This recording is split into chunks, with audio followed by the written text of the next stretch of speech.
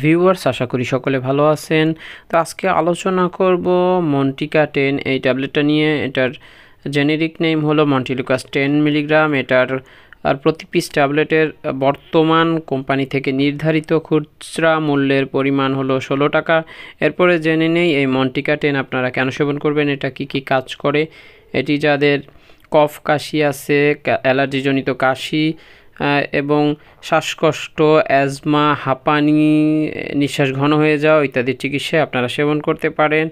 এরপরে জানার চেষ্টা করি এটার সেবন মাত্রায়। এটার একটা ট্যাবলেট দৈনিক সন্ধ্যার পরে সেবন করতে হবে। সন্ধ্যার পরে বলতে আপনারা মাগরিবের পরের সময়টা ধরে নেবেন।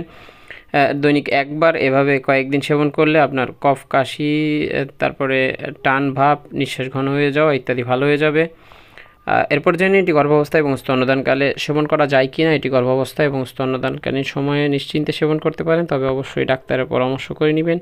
আর যে কোনো ওষুধ আপনারা যদি সেবন করতে চান তাহলে অবশ্যই একজন রেজিস্টার্ড ডাক্তারের সাথে পরামর্শ করে নিয়ে সেবন করলে ভালো হয়, অন্যথায় সেবন করা উচিত নয়। ভিডিও ভালো লাগলে লাইক দিয়ে চ্যানেলটি সাবস্ক্রাইব করবেন। ধন্যবাদ সবাইকে। আল্লাহ হাফেজ।